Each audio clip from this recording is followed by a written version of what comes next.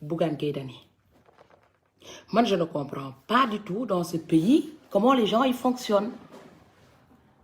Impôt dañ koy fay ci dëkk normal. C'est pas parce que tu fais partie de la presse que quand tu payes pas tes impôts, on te le réclame pas.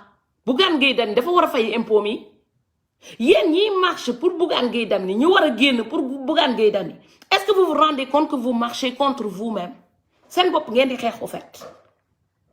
Bougane Gueye Dany yéen la yoreel xaalis yéen sénégalais yéen ñëpp la yoreel xaalis parce que fayul impôt. C'est normal que l'État du Sénégal, c'est normal que fisc yi dem laajte ji seen xaalis. Bougane Gueye Dany gënul ñi nekk ci dëkk bi am ay employés di fay seen impôt. Mais au final, France dégage, vous vous battez pourquoi, au fait? Par exemple, je ne comprends pas comment vous pouvez faire une conférence de presse pour défendre quelqu'un qui doit payer ses impôts. Bougane Gueye Dany dafa war a fay impôt. Youssou Ndour dafa war a fay impôt. Mam bu fa nekkoon day fay impôt. Man dëkk bi ma nekk damay fay impôt. C'est pas parce que tu as un parti politique, tu as des salariés que tu ne dois pas payer des impôts. S'il doit payer des impôts. Parce que télévision bi Bougane Gueye Dany am. Képp ku fay def publicité. Da ngay fay, c'est pas gratuit. S'il vous a embauché, yéen ñi fay liggéeyee bu jëlee embauché leen. C'est parce qu'il a besoin de vos services. Xuj maa leen nuyu bu baax a baax ak Félix. Bougane Gueye Dany dafa soxla seen service moo tax mu embauché leen. Man ñi may jaayal carotte fii nii sama jaaykat yi. ñoom c'est pas parce que embauché naa leen que waruma fay impôt. Bougane Gueye Dany yéen la àndal yéen la amel dafa amel sénégalais yëpp xaalis. Na fay xaalis bi wala ñu jël téléem saisir ko wala ñu jël otoom saisir ko wala ñu jël këram saisir ko bu ñu mënoon saisir jabar jeex doom yi sax pour fay bor bi. Fii ci dëkku tubaab bi ku fayul impôt dañ lay jàpp. France frappe, dégage. Vous commencez à être ridicule. Combat bi ngeen di mëne nii c'est ridicule. Vous êtes en train de vous ridiculiser du point de vue international. Te da ngeen commencé woon benn combat bu noble. Vous êtes en train de vous battre contre votre peuple. Tey bu ñëpp defoon ni Bougane Gueye Dany lan la ñuy jël pour fay étudiants yi. Bu ñëpp defoon ni Bougane Gueye Dany naka la ñuy def pour defar tali yi oto yi robinet yi li ñuy jooy yëpp y a pas que les ressources et le franc CFA. Il faut que les gens payent leurs impôts. Bougane Gueye Dany daf ñu amel dafa nekkul dans la règle nañ ko fa tëj ba damm caabi bi parce que nit ki avant même de prétendre être un président de la République il faut payer tes impôts. Tu peux pas être dans l'illégal tu peux pas être illégal et prétendre dire que tu veux être président de la République. Léegi mu am ñuy jàppale Bougane Gueye Dany ci lii mu nekkee te du yoon ba ngeen ne da ngeen dem di manifester ji pour liberté de la presse. Ce n'est plus liberté de la presse. Il doit de l'argent à l'État. Il doit payer l'argent qu'il doit à l'État. Xeex dafa am logique. Li ngeen di def nii c'est du n'importe quoi. Franchement c'est du n'importe quoi. J'invite tous les gens, les personnes là qui vont aller manifester. Demain, boo leen demoon ci télévision Bougane ngeen war a def benn publicité vous payez. Boo leen fa war a def benn sortie da ngeen di fay. Rien n'est gratuit. Maintenant, elle fait payer les gens et ils ne payent pas des impôts. Est-ce que xam ngeen ne ci biir publicité am na TVA boo xam te ne dafa war a revenir à l'État. Quand tu vas faire une publicité Bougane Gueye Dany tout le temps da ciy yokk TVA yi. Bougane Gueye Dany s'il prétend être normal ku munul gérer benn rajo normalement payer tes impôts être dans la règle comment peux-tu prétendre être président de la République? Sénégal moo gën a rëy parce que Sénégal entreprise yi yëpp la fii benn rek laa ne te bu leen ñu rey bu leen ñu fat yéen ñu fay liggéey demuñu gànnaar mais xam nañ la fa xew bu leen ñu tax a wax passeport diplomatique yaa ngi nii lan moo tax waxoo leen ko doon nañ ko fa wax télévision corrompue vous vous battez que quand ça vous arrange Vous sortez de votre bouche que les mots qui vous arrangent. Après, on est patriote. Man ma patriote ou la solidarité ou ma patriotique ou ma ko xamantene du fay impôt. Solidarité ou ma ay journalistes yo xamantene dañuy doxantox passeport diplomatique ou askan bi té amuñu ci droit. Man may invité sénégalais yépp ne len né képp ku fi nekk journaliste bu bëgg nekk maire benn ville dem len xol bu amé passeport diplomatique bu len ko voter sàcc la nafek la corrompu la. On n'est plus dans le Sénégal de 1900. On est dans le Sénégal de 2021. Ku fayul impôt dañ la naan rap tëj sa télé saisir ko xaalis bi dem ci impôt yi. Macky Sall baral ko ding. Il faut qu'il paye.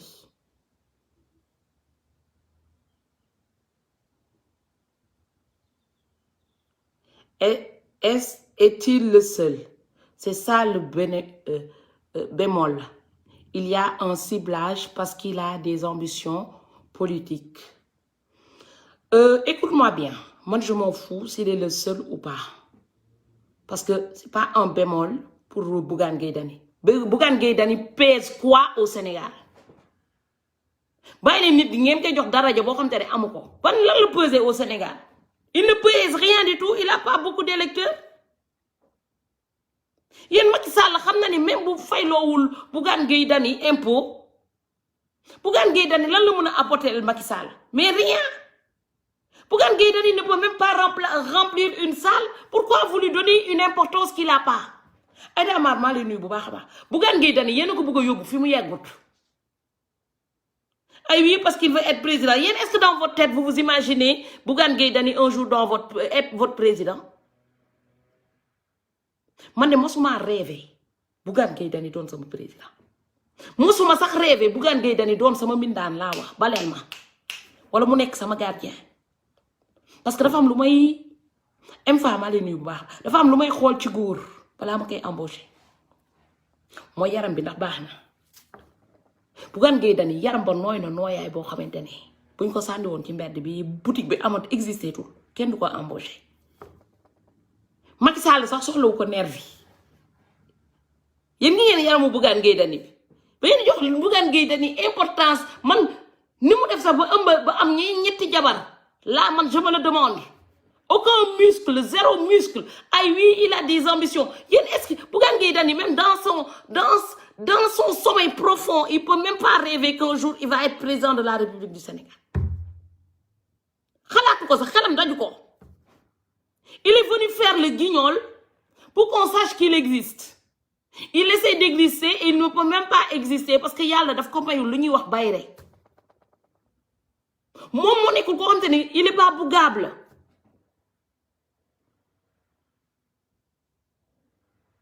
On est dans le même camp. Oui, mais Bougane Gueye Dany, arrêtez de me dire Bougane Gueye Dany, on va le défendre. Vous n'avez pas à le défendre.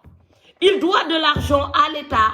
Il faut qu'il le paye. Il doit payer ses impôts. Il faut qu'il le paye. Maintenant, j'accepte que vous dites que oui, Bougane Gueye Dany, comme nous avons fait aussi, nous profitons de faire Wally Youssou Ndour. Parce que l'État en a besoin. Là, je suis entièrement d'accord. Mais quand on va faire une marche pour soutenir Bougane Gueye Dany pour qu'il ne paye pas ses impôts, lolu tegoo len ko fenn David Diop maa leen nuyu bu baax lolu tegoo len ko fenn lolu tubaab bi bu ñu dégloo mais ils vont rigoler. Lolu monde entier bi yëpp ban dëkk la nit osé génne damay manifester pour que la personne ne paye pas les impôts, liberté de la presse, on mélange tout. Ñun dëkk bi billahi bu fekkee ni ñun suñu cerveau lii la am dëkk bi mooy dëkk supp kànja la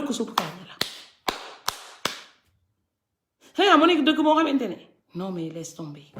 Je comprends pourquoi Macky Sall est arrivé au pouvoir. Pour faire qu'il considère Bougane Gueye Dany comme un candidat.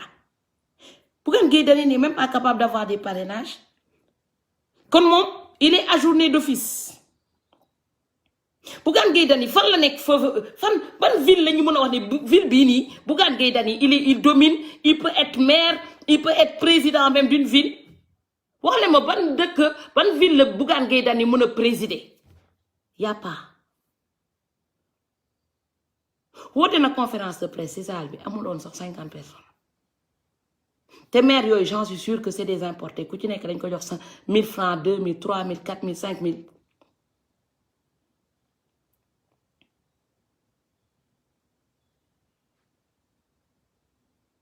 Quel que soit Alpha, moi je ne vais pas faire des manifestations pour Bougane Gueye Dany.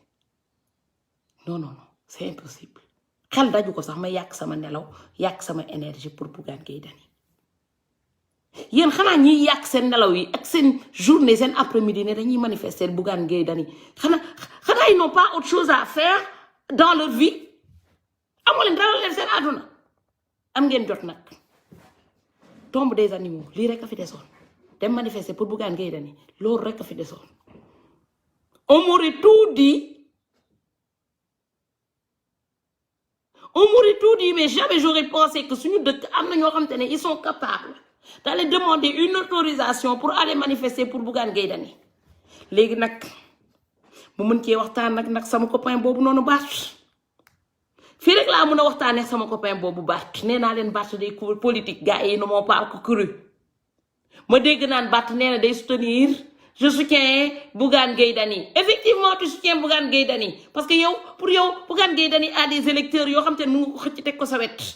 soutiens toutes les personnes qui peuvent te donner des électeurs. Moi, j'ai compris ton petit jeu, le petit Barthélémy Diaz là. Je comprends bien ton petit jeu. Mais moi, j'ai fait conférence de presse, je soutiens Bougane Gueye Dany. Non, Colin Yap. Colin Yap, politicien. Colin Yap, prophète.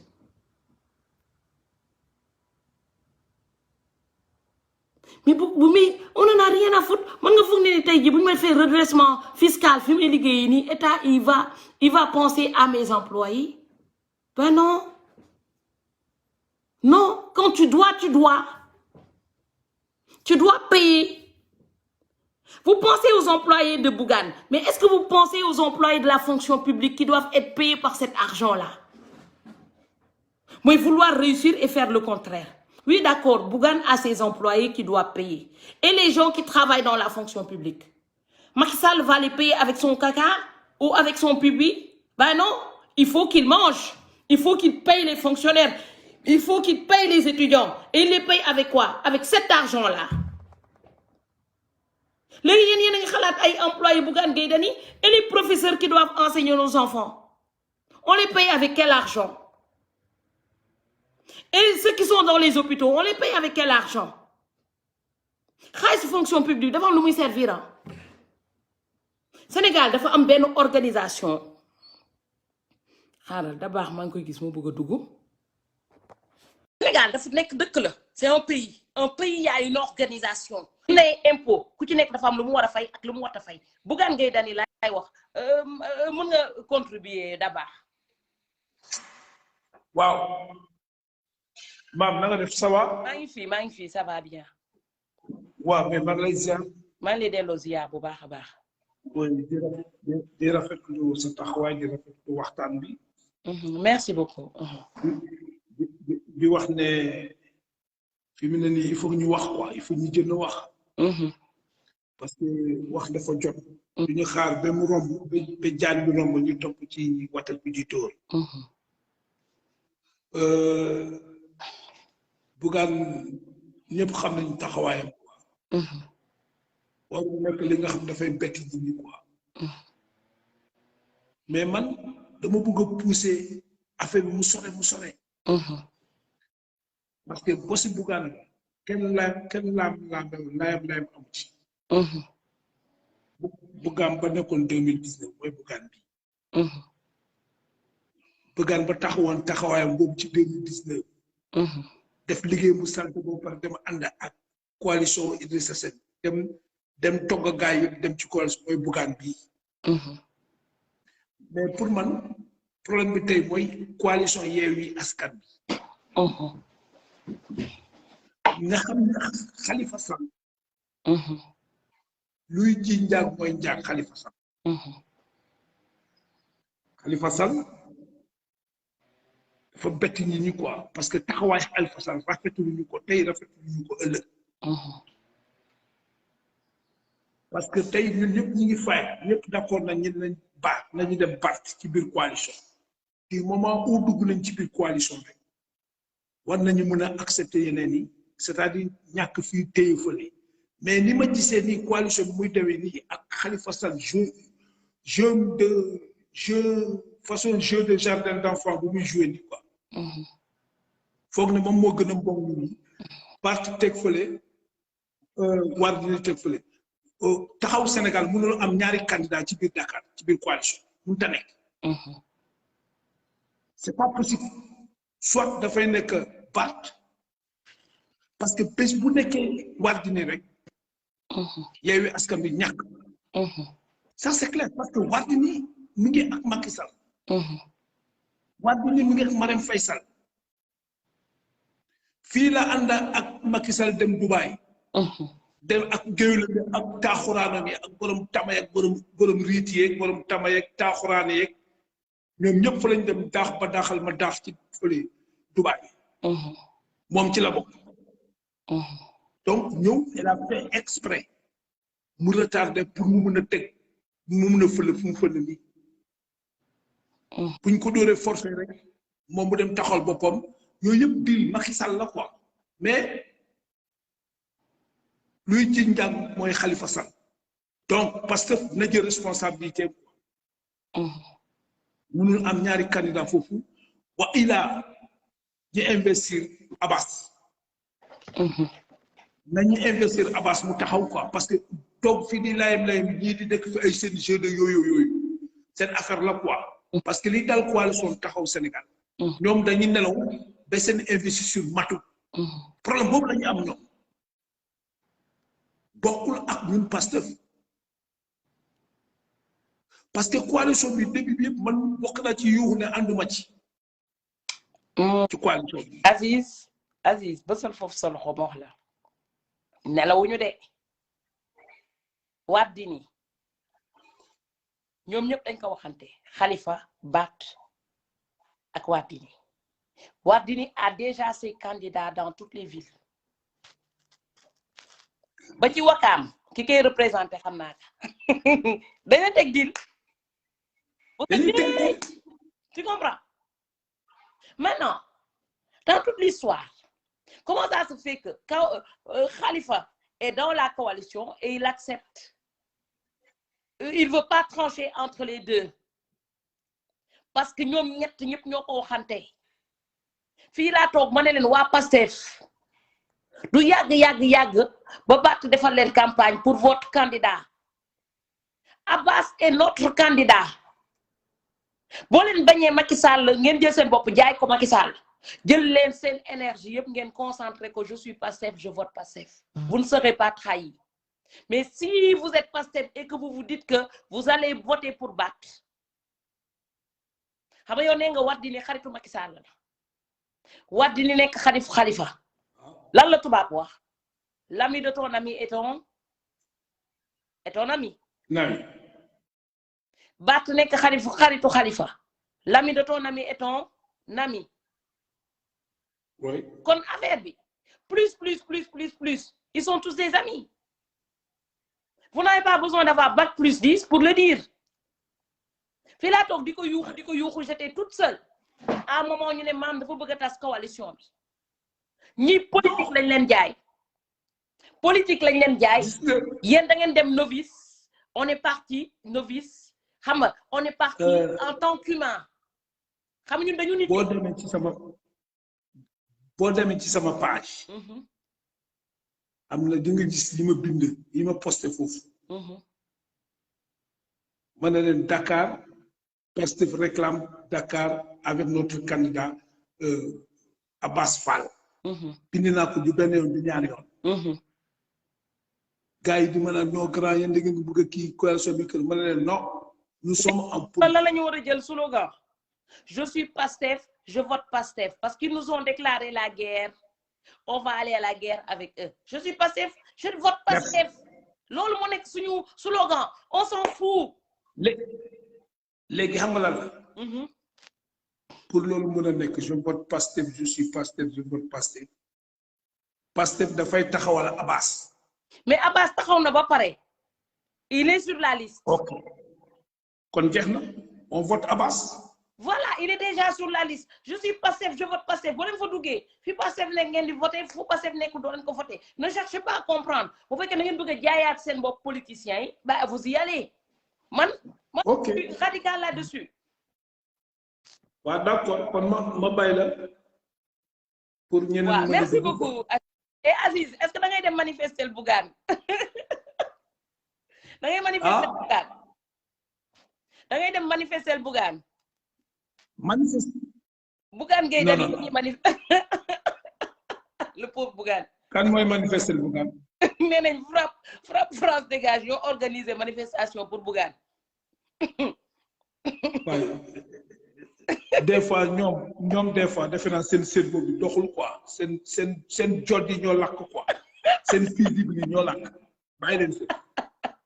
non nga dëgg physique yi war a lakk merci beaucoup Aziz non Aziz war na dëgg nee na Aziz nee na boo moytu waa frappe seen physique yi ñoo war a lakk mais je suis entièrement d'accord parce que aller faire une manifestation pour Bougane man damay toog boo ko jàllu sa sama xel li may bëgg manifester yëpp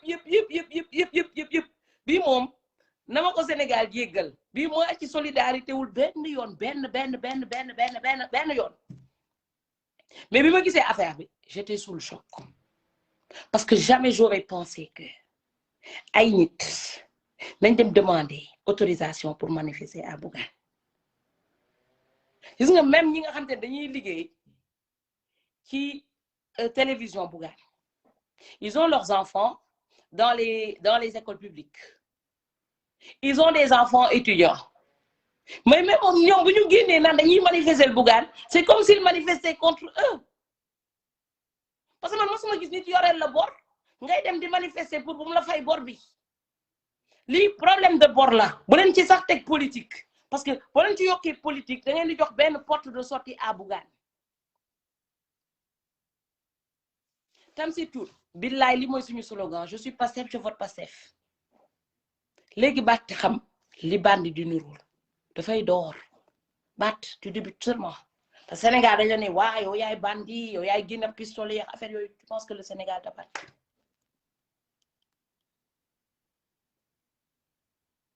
alors ça c'est clair mais je t'assure yow ba pare xam nga lu ma neex ci Macky manifestation dof yi yëpp da koy accordé manifestation dof yi yëpp da koy accordé xam na ne dañuy dem manifester contre nous on va aller manifester pour dire que ne léegi après demain bu Macky Sall génnee benn décret ne Bougane bul fayati c'est parce que nous on a été imploré Macky Sall pour que Bougane ne paye pas Macky Sall boo munee saisir bien wa mi yëpp def ko nga dugal ko ci kees bi mu yokk ci bourse xale yi est-ce que gis ngeen étudiants yi quand on vous montre les étudiants qui se lèvent tôt pour aller récupérer ñaata 30 000 15 000 francs xale yi na la dañuy dem guddi si fanaani ji pour mën a jot seen bourse 15 000 wala 30 000 chaque mois tu fais la même chose ñoo xam te ne dañ leen ko waroon Orange Money wala ñu waree la ko jamono bi nga xam te ne nañ la am na Orange Money am na Wari nga war a joxe sa pièce nga war a joxe sa numéro téléphone kese ñu wari la ko tu vas même pas gâcher tes études pour y aller déedéet da ngay jël sa journée de travail pour dem jëli ji am na xale yoo xam te ne nañ mburu la ñuy toog mburu kese ak beurre la ñuy jël lekk di toog di xaar pour ñu fay leen 15 000 francs léegi l'État a du mal à payer ces 15 000 francs là bu leen fàttali ne Fallou dafa deewoon ndax lan 30 000 francs bourse la doon ñaan la doon fayeeku bu leen fàtte ne étudiants yi war a yore avenir u Sénégal demain xool leen seen cantine scolaire bi xool leen lekk yu bon yu ñu leen di defaral parce que l'État n'a pas les moyens soit on le détourne soit il y a des gens comme Bougane qui ne payent pas leurs impôts ngir yàlla yonent bi impôt dañ koy fay tey bu ñu faralee Bougane ne ko bul fay impôt kon bu subaa bu ñu jooy ne Macky Sall bul ñu sàcc kon bu subaa bu ñu jooy ne Aliou Sall warta fay impôt parce que Aliou Sall am nay entreprise am nay salarié bu fekkente da ngeen di xeex pour Bougane bañ a fay impôt kon ne leen ba Aliou Sall bu mu fayati impôt bu ndee leen Youssou Ndour bu mu fayati impôt bu kenn fayati impôt parce que ñu ngi embaucher ay nit embaucher des personnes ça n'empêche pas de payer des impôts parce que dans les publicités qu'il a mis en place dans sa chaîne télé Bougane Gueye Dany inclut tous ses charges dans les tarifs man ci carotte yi may jaay dama ci yokku TVA bi war a dem ci état bi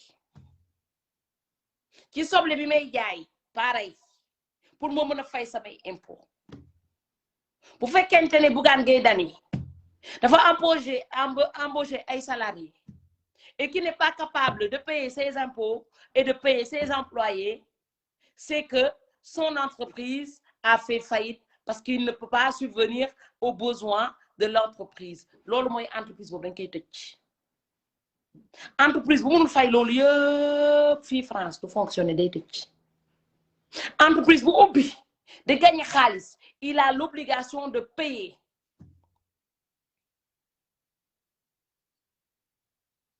Tamsir je t'assure ji nga étudiant ni ñu sonn il a l'obligation de payer fii jaaykatu gerte bi nekk ci mbedd bi sax di jaay gerte day fay impôt duñu naan non ndeysaan gerte lay jaay dañ ko yërëm warta mën a fay impôt déedéet day fay impôt parce que ci gerte bi muy jaay dañ ko accompagner ne ko yokk ci tuuti c'est-à-dire 5,5 moo nekk TVA bi war a dem ci état bi mooy saay boo demee restaurant bi ngay toog di lekk dañ ci yokk 5 boobu noonu lu ci poosu patron bi la war a dem ca état ba la war a dem léegi nag entreprise yi dafa am leen tu as tes dépenses que tu déclares et tu as tes charges que tu déclares état bi day additionner ñaar yooyu noonu bu ëppee da ngay fay état bu fekkente ne yow li nga dépensé li nga jënd ci li nga dépensé ci TVA moo ëpp ci li nga jënd ci li nga jaay ci TVA dañuy ajuster soit état moo lay fay soit yow yaay fay état tey dafa tekk ne du Bougane Gueye Dany état yorelu ko moom moo yoreel état peu importe ñi nga xam te ne ñoo ko teg daan yi peu importe nit ki ànd ak Pastef nit ki ànd ak Macky nit ki ànd ak ku mu munti àndal ci Sénégal lii ñu teg ci kaw di Bougane Gueye Dany dafa nekk loo xam te ne dañ ko ci war a teg ci kawam te du ci moom kese dañ ko war a teg ci kaw képp ku nekk Sénégal am entreprise war a fay charge maintenant les gens de frappe vont me dire pourquoi on n'a pas demandé aux autres ben nous quand on va prendre le pouvoir parce que je sais qu'on va le prendre un jour lu si maa lay nuyu bu baax a baax quand on prendra le pouvoir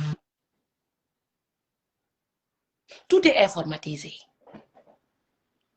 jamono bi ku yoreel état xaalis état mën na bañ a yàqamte bés bu ñu jëlee pouvoir bi ñun Youssou Ndour dafay impôt rétroactivement fii dañ lay def rappel fii France mën nga toog 2 ans 3 ans ñu jékki def la rappel man xam naa lan mooy rappel parce que j'en ai payé des rappels et tu n'as pas le choix tu payes boo fayulee sa kër la ñuy ñëw saisir sa bien la ñuy ñëw saisir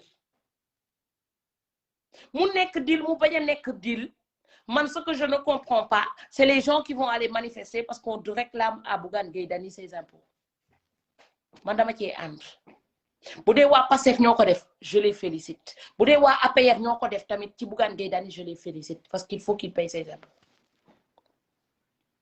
c'est une bonne guerre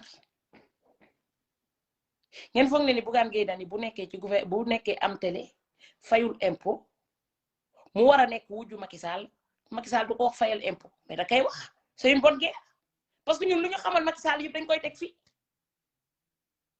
léegi moom bu xamalee dara baat Bougane Gueye Dany du ko fi teg da ko fii teg c'est une bonne guerre il n'a qu'à payer ses impôts parce qu'il doit au peuple il ne doit pas Macky Sall xaalis bi ñu koy laaj du Macky Sall la ko amel ñun la ko amel